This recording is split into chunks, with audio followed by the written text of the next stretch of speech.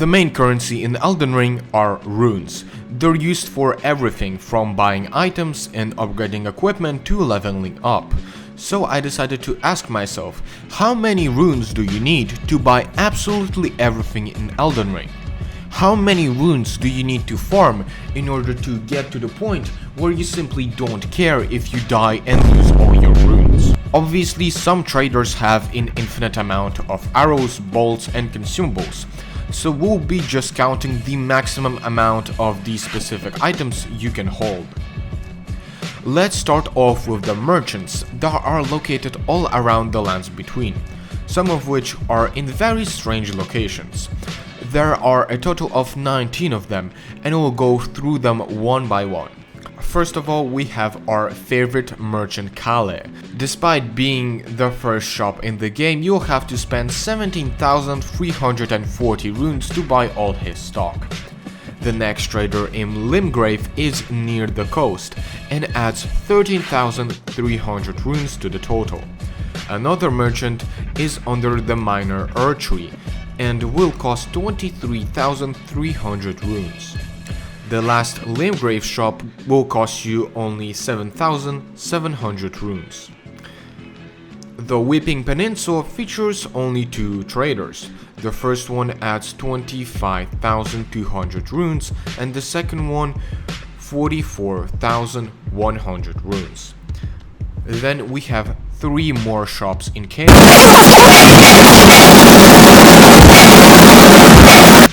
28,480, 83,980 runes.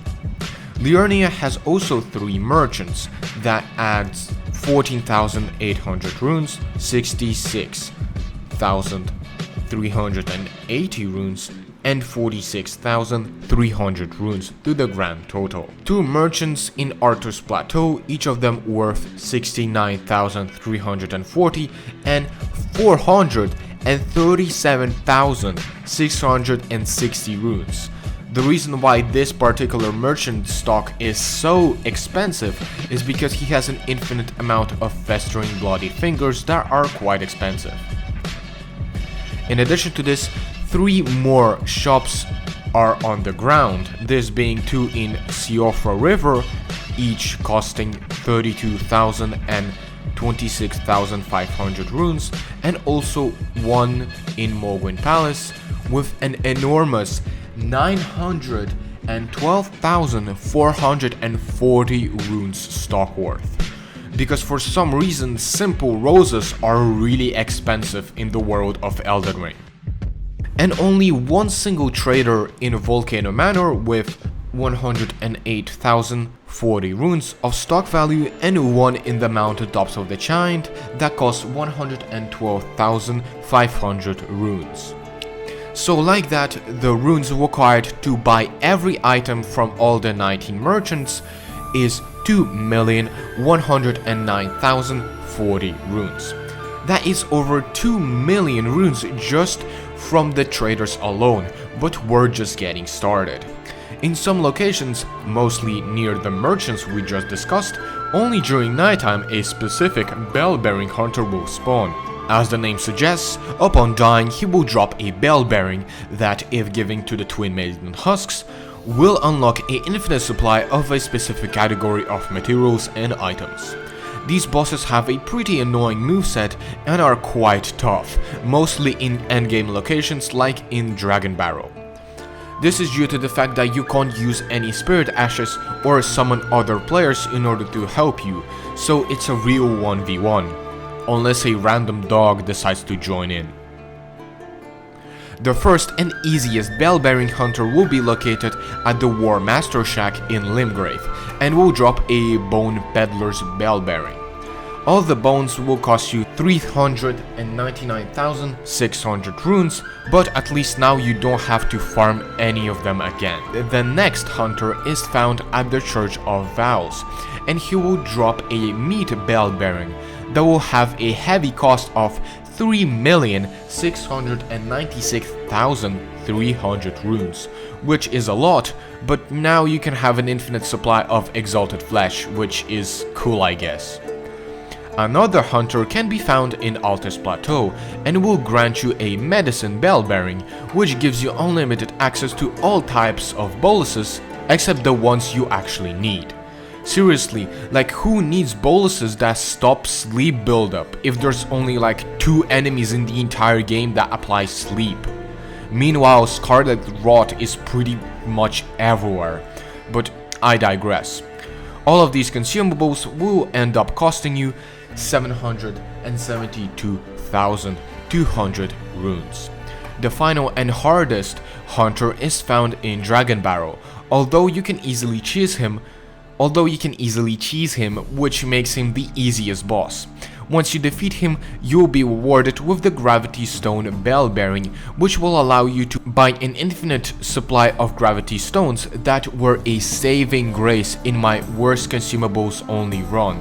Make sure to watch this video after this one. Unfortunately, the price of this Bellbearing is only 10,000 because you can hold up to only 10 of each Gravity Stone. But this is still not the end, as we have many other NPCs with their own quest lines that can sell you all sorts of spells and incantations. Most of the time, in order to get their Bellbearing, you just have to progress their quest line or progress the main story for them to die and drop their Bellbearing. But in some cases, like with Sorceress Selen, you have to get the good ending of her questline when you assist her in fighting this dude from the Radahn festival, after which she will unlock a new sorcery for you. First of all, we have Thops's Bellbearing, then Brother Scoring Bellbearing, Dee's Bellbearing, Gowry's one that is divided into 2, Celevis, Pedia, Gostock, and Batch's Bellbearing. Oh yeah, and there's also EG, of course. But this is not all.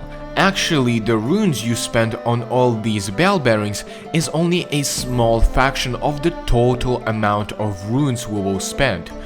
We got all Bellbearings that drop from some sort of NPC, but we haven't talked about the Smithing Stone Bellbearings and the Ghost Glovewort Bellbearings. They sometimes drop from bosses or can be simply found lying in chests or on corpses. These Bellbearings are very useful because they give you infinite access to nearly every single upgrade material in the entire game. But the problem is that they are quite expensive, and because we need to get 999 of them, the price for them will skyrocket. For example, buying 999 smithing stone 1s costs you only around 200,000 runes, but the price for the same amount of smithing stone 8s will cost you over 3.5 million runes. Now, I will not list the cost of all smithing stones one by one. I will just say that if you want to get 999 of every single regular smithing stone, it will cost you 10,789,200 runes. But this is still not the end, because we also have somber smithing stones that are much more expensive and will end up costing you a staggering 96,903,000 runes. But we also have the Ghost Gloveworts that are also pretty expensive and will come out at a price of 48,251,700 runes. So if we add all that up, plus the remaining stock of the Twin Maiden Husks, we'll end up at a amazing 164,188,540 runes.